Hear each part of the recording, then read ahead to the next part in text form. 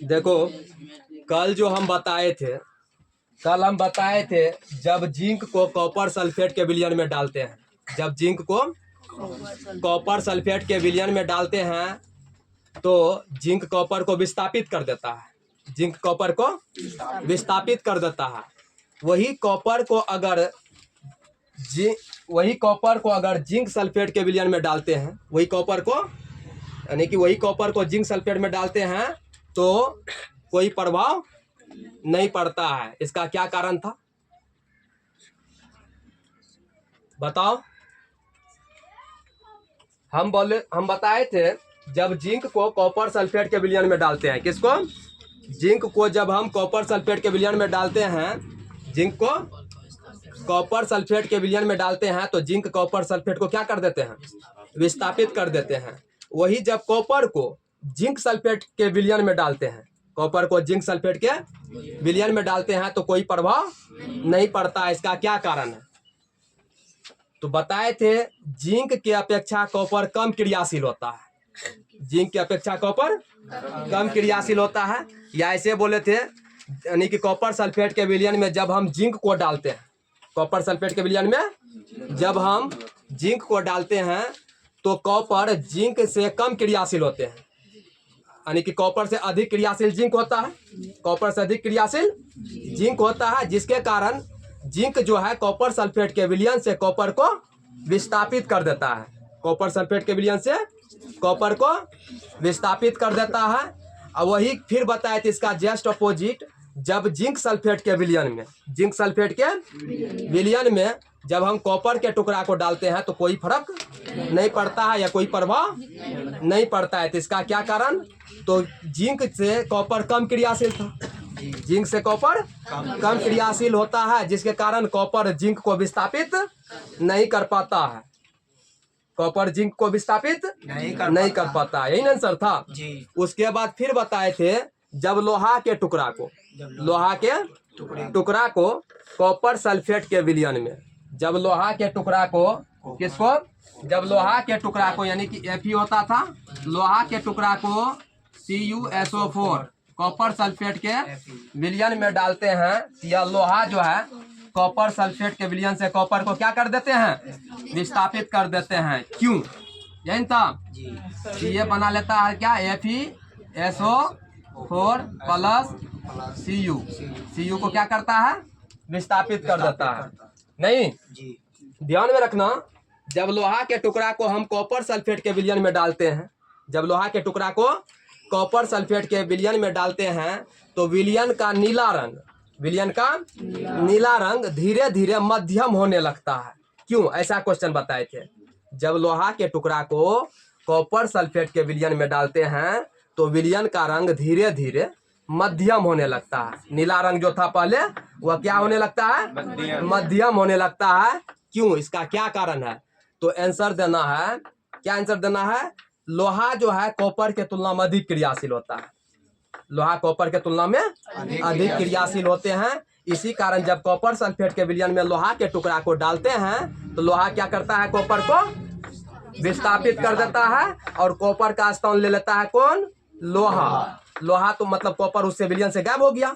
जब कॉपर विलयन से गायब हुआ तो रंग में परिवर्तन तो होगा, इसलिए उसका नीला रंग धीरे धीरे क्या होने लगता है? मध्यम होने लगता है। और ये भी बताए थे सबसे अधिक क्रियाशील धातु क्या था? तो बता सकता है सबसे अधिक क्रियाशील धातु? सोडियम बताए थे, पोटेशियम था सबसे अधिक क्रियाशील, पोटेशियम। अगर सबसे कम क्रियाशील धातु बोलेगा तब सोडियम यानी सोना होगा। गुड, सबसे कम क्रियाशील क्या होगा? सोना होगा। और ये भी ध्यान में रखना, केरोसिन तेल में डुबाकर किसको रखते हैं हम? सोडियम और पोटेशियम को। क्यों? क्योंकि उसमें सोडियम और पोटेशियम क्रियाशील होते हैं, अधिक क्रियाशील होते हैं, अधिक क्रियाशील होते हैं, जिसके कारण यह वायुमंडल में जो ऑक्सीजन होता है उससे अभिक्रिया करके मतलब तुरंत स्वतः अपने आप जलने लगता है। इसी कारण हम सोडियम और पोटेशियम को केरोसिन तेल में डुबो कर रखते हैं। नहीं तो कल हम बताए थे हाइड्रोजन के ऊपर जितना भी धातु था वह क्रियाशील था, कल क्रियाशील धातु का श्रेणी भी लिखाए थे। हाइड्रोजन से ऊपर जितना भी धातु था वो क्या होता था, क्रियाशील होता था, अधिक क्रियाशील होता था। और हाइड्रोजन से नीचे जितना भी धातु था वो क्या था, कम क्रियाशील होता था। तो धातु के बारे में पूर्णतः सभी जितना भी क्वेश्चन होना था सब बता दिए। आज जानेंगे वो धातु के बारे में। वैसे तो धातु को पहले पढ़ चुके हैं। वो धातु क्या होते हैं, भंगूर होते हैं। वो धातु जो है भद्दा होते हैं। वो धातु में उतना चमक नहीं होता है धातु के जैसा। और आघात वर्णीय तन्य भी नहीं पाया जाता है, मुलायम होता है। तो वही आज इसका गुण जानेंगे। पूछेगा अगर कह देगा वो धातु के गुण को लिखने के लिए, तो ऐसे क्वेश्चन वहां पे पूछेंगे, ठीक है। वो धातु के गुणों को लिखे तो बोलना है वो धातु के निम्नलिखित गुण है। पहला देखो क्या कर रहा है, अधिकांश वो धातु ठोस या गैस रूप में रहते हैं। एक वो धातु ब्रोमीन जो है, जो द्रव अवस्था में, जितना भी वो धातु होगा, जितना भी वो धातु होंगे वह क्या ठोस या गैस रूप में रहेगा। ठोस या एक ही वो धातु है जिसका नाम ब्रोमीन है। जिसका नाम क्या है, ब्रोमीन। वो किस अवस्था में रहता है, द्रव अवस्था में। अगर तुम सबको बोलेगा क्वेश्चन क्या, कौन यानी कि ऐसा वो धातु का नाम बताइए जो द्रव अवस्था में रहता है, सभी वो धातु ही सेट करेगा उसमें। एक वो धातु ऐसा रहेगा ब्रोमीन, जिसको हम Br बोलते हैं। संकेत क्या रहता है, Br। अगर ये रहेगा ऑप्शन में तो उसको टिक करना है। एक ब्रोमीन ही ऐसा वो धातु है जो द्रव अवस्था में रहता है। बाकी जितना भी वो धातु है या तो वो ठोस में रहेगा या तो गैस में रहेगा। समझ में आ रहा है, पहला समझ में आया ये क्या कर रहा है। दूसरा कर रहा है ये भंगूर होते हैं। डिफिनेशन में भी यही कर रहा था, ये भंगूर होते हैं। मतलब ये अगर जहाँ इसको चूड़ेगा पीटेगा तो ये चूर चूर हो जाएंगे, भंगूर होते हैं। उसके बाद ये विद्युत ऋणात्मक होते हैं। विद्युत ऋणात्मक होते हैं, जबकि धातु क्या होते थे, विद्युत धनात्मक होते थे। सभी धातु जो है विद्युत धनात्मक होते थे, लेकिन यहाँ पे कह रहा है कि ये क्या होते हैं, विद्युत ऋणात्मक होते हैं। दूसरा कह रहा है क्या, ये उष्मा और विद्युत के कुचालक होते हैं। उष्मा और विद्युत के कुचालक होते हैं। हम बताए थे कि धातु जो है विद्युत और उष्मा के सुचालक होते हैं, लेकिन यहाँ पे वो धातु उसका उल्टा है, देखो कुचालक होते हैं, ठीक है। ये मुलायम होती है। क्या होते हैं ये, मुलायम होती है।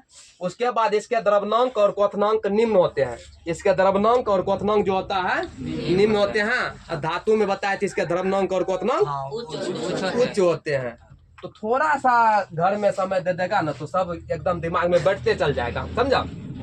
उसके बाद देखो क्या कर रहा है, इनके घनत्व निम्न होते हैं। मतलब धातु का तो घनत्व उच्च होता था, इसका निम्न होता है वो धातु का। उसके बाद करा इनके परमाणु के बाह्यतम कक्षा में 4, 5, 6, 7, 8 रहेगा तो अष्टक पूरे कर लेगा, 7 तक रहता है। इसके बाह्यतम कक्षा में 4, 5, 6, 7 इलेक्ट्रॉन रहेंगे। हम बताए थे धातु के बाह्यतम कक्षा में 1 या 2। धातु के बाह्यतम कक्षा में कितना, 1 या 2, 3 भी था, 1, 2, 3 था, समझा। 3 नहीं लिखी थी, 3 भी हो सकता है। तो 1 और 2 इलेक्ट्रॉन रहते हैं उसके बाह्यतम कक्षा में। नहीं, धातु में 1, 2 इलेक्ट्रॉन रहते हैं, जो कि क्या करते हैं, त्याग देता है। उसके बाद देखो यहाँ क्या कर रहा है, यही ना लास्ट, बस यहीं तक है। ये इसका गुण है। इस गुण को अच्छा से क्या समझ में आया, ये गुण क्या होते हैं, वो धातु का गुण समझ में आया। ठीक है, नेक्स्ट क्वेश्चन देखते हैं जी। देखो नेक्स्ट क्वेश्चन क्या कर रहा है, 31 नंबर। भंगुरता क्या है, भंगुरता क्या है, कह रहा है वो धातु जिस गुण के कारण, वो धातु जिस गुण के कारण पीटने पर चूर चूर हो जाता है, पीटने पर चूर चूर हो जाते हैं, उसे क्या कहते हैं, भंगुर कहते हैं, भंगुरता कहते हैं। इस गुण के कारण वो धातु से जो है चदरा या तार नहीं बनाए जा सकते हैं। देखो भंगुरता क्या होता है, समझ में आया। भंगुरता क्या होते हैं, तो भंगुरता वो धातु का ऐसा गुण है जिसके कारण उसको पीटने पर चूर चूर हो जाएगी। क्या हो जाएगी, पीटने पर चूर चूर हो जाता है। इसे ही क्या कहेंगे, भंगुरता कहेंगे। ध्यान रखना, कोई भी वो धातु है उस इसी कारण जो है वो धातु का हम पतला चादर या तार नहीं बना सकते हैं, जबकि धातु का पतला चादर यानी कि तार भी बना लेते थे, बताए थे। इसमें नहीं बना सकते हैं। भंगुरता क्या है? वो धातु का एक गुण है जिसके कारण उसको पीटने पर चूर चूर हो जाते हैं। अगर चूर ही हो जाएगा तो फिर चदरा कैसे बनाएगा? चिपटेगा तब न रे, तो चूर हो जाएगा। और धातु को पीटेगा तो क्या हो जाएगा? चूर हो जाएंगे। समझ में आया ये क्वेश्चन? अगर भंगुरता के बारे में पूछेंगे 2 नंबर में पूछेंगे, ध्यान में रखना, उसको बना देना है। भंगुरता क्या है? वो धातु का एक गुण है जिसके कारण वो धातु को पीटने पर जो है चूर चूर हो जाते हैं। क्या होते हैं? चूर चूर हो जाते हैं। उसके बाद देखो, वो धातु उष्मा और विद्युत के कुचालक क्यों होते हैं? इन कर है वो धातु जो है उष्मा और विद्युत के कुचालक क्यों होते हैं? यहाँ पे जस्ट क्वेश्चन धातु में क्या था? वो होता था सुचालक, नहीं वो क्या होते थे? तो कह रहा है वो धातु करा, चूंकि वो धातु के परमाणु में मुक्त इलेक्ट्रॉन नहीं पाए जाते हैं। वो धातु के परमाणु में मुक्त इलेक्ट्रॉन नहीं पाए जाते हैं, जिसके कारण ये जो है ना उष्मा और विद्युत को हस्तांतरित नहीं कर पाते हैं। इसी कारण वो धातु उष्मा और विद्युत के कुचालक होते हैं। देखो, धातु जब इसके जस्ट पीछे पढ़ रहे थे उसमें बोले थे तो धातु जो है उष्मा और विद्युत के सुचालक होते हैं। क्यों? तो उसमें हम बताए थे धातु जो है उष्मा और विद्युत के सुचालक इसलिए होते हैं कि इसके परमाणु में, धातु के परमाणु में मुक्त इलेक्ट्रॉन पाया जाता था। धातु के परमाणु में मुक्त इलेक्ट्रॉन पाया जाता था, जिसके कारण जो है यह क्या करते रहते थे? उष्मा और विद्युत को हस्तांतरित करते रहते थे। वो क्या करते थे? उष्मा और विद्युत को हस्तांतरित करते रहते थे। लेकिन वो धातु उष्मा और विद्युत को हस्तांतरित नहीं कर पाता है। क्यों? क्योंकि इसमें मुक्त इलेक्ट्रॉन होवे नहीं करता है। मुक्त इलेक्ट्रॉन अगर इसके परमाणु में होता तो फिर ये भी उष्मा और विद्युत को हस्तांतरित करता नहीं, इसलिए ये उष्मा और विद्युत के कुचालक होते हैं। समझ में आई गए? सीधा ध्यान में रखना, वो धातु जो है वो धातु उष्मा और विद्युत के कुचालक होते हैं। क्यों? ये क्वेश्चन बोल रहा है ना, तो दिमाग में रखना है। वो धातु में जो है ना, वो धातु के परमाणु में मुक्त इलेक्ट्रॉन नहीं पाया जाता है। वो धातु के परमाणु में मुक्त इलेक्ट्रॉन नहीं पाया जाता है, जिसके कारण ये विद्युत एवं उष्मा को हस्तांतरित नहीं कर पाता है। इसी कारण जो है वो धातु उष्मा और विद्युत के कुचालक होते हैं। समझ में आया ये क्वेश्चन? चलो ये देखो क्या कर रहा है। वो धातु के द्रव्यमांक और क्वथनांक निम्न होते हैं, जबकि धातु का उच्च होता था। यहाँ पे उसका अपोजिट जस्ट वो धातु के द्रव्यमांक और क्वथनांक निम्न होते हैं। क्यों? देखो क्या कर रहा है, चूंकि वो धातु में उसके परमाणु बहुत कमजोर आकर्षण बल के द्वारा जुड़े होते हैं। बहुत कम आकर्षण बल के द्वारा जुड़े होते हैं, जिसे तोड़ने के लिए बहुत ही कम मात्रा में उष्मा ऊर्जा की आवश्यकता होती है। इसी कारण जो है वो धातु क्या होते हैं? वो धातु के द्रव्यमांक और क्वथनांक हम बताए थे धातु में, कल ही बताए थे धातु के द्रव्यमांक और क्वथनांक उच्च होते हैं। क्यों? हम बताए थे धातु के द्रव्यमांक और क्वथनांक उच्च होते हैं क्योंकि इसके बीच जो है ना आकर्षण बल बहुत मजबूत होते हैं। आकर्षण बल जो है बहुत मजबूत होते हैं। इसी कारण जो है धातु क्या होते हैं? उष्मा और विद्युत उसका जो है द्रव्यमांक और क्वथनांक उच्च होता था। यहाँ पे देखो क्या कर रहा है, इसका जो है परमाणु में बहुत कमजोर आकर्षण बल, यही ध्यान में रखना, यही से पकड़ के रखना। इसका आकर्षण बल बहुत कमजोर होता है। धातु का आकर्षण बल क्या होते हैं? बहुत अधिक होते हैं और मजबूत बंध के साथ भी जुड़े होते हैं। कल बताए थे एक मतलब परमाणु जहाँ बहुत मतलब सटल रहता है, आकर्षण बल इसका बहुत अधिक होता है, जिसके कारण ये कठोरता से जुड़ल रहता है आपस में, तटस्थ रूप से आपस में एक दूसरे के साथ मजबूती से जुड़े रहते हैं। इसलिए इसका द्रव्यमांक धातु का द्रव्यमांक और क्वथनांक निम्न होते हैं, जबकि धातु का द्रव्यमांक और क्वथनांक उच्च होते हैं। कोई दिक्कत समझ में आ रहा है? परेशानी? चलो ठीक है, आगे देखो। 34 नंबर क्वेश्चन कर रहा है, 34 नंबर का क्वेश्चन कर रहा है, वो धातु विद्युत ऋणात्मक होती है क्यों? वो धातु विद्युत ऋणात्मक होती है क्यों?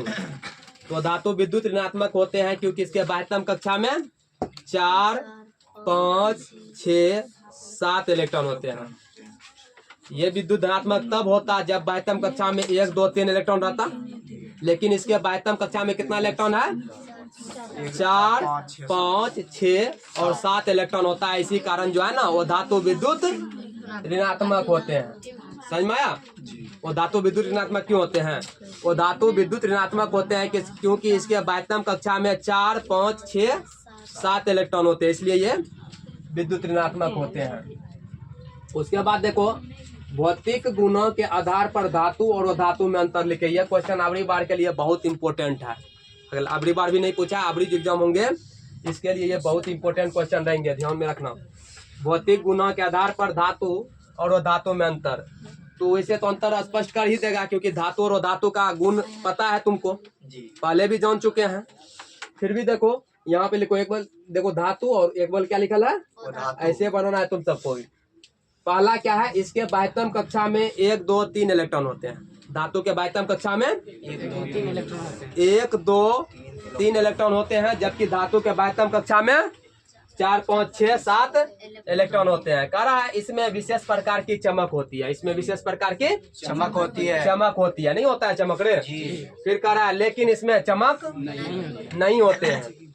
ठीक है, ये उष्मा और विद्युत के सुचालक होते हैं। धातु क्या होते हैं? उष्मा और विद्युत के सुचालक होते हैं, लेकिन ये उष्मा और विद्युत के कुचालक होते हैं। क्यों होते हैं ये सब पीछे जान चुके हैं। फिर देखो क्या करा है, इसके द्रव्यनांक और क्वथनांक उच्च होते हैं। धातु के द्रव्यनांक और क्वथनांक उच्च होते हैं, लेकिन वो धातु का जो है द्रव्यनांक और क्वथनांक निम्न होते हैं। उसके बाद कह रहा है इसका घनत्व उच्च होता है। धातु का घनत्व क्या होता है? उच्च होता है। उसका घनत्व निम्न होता है।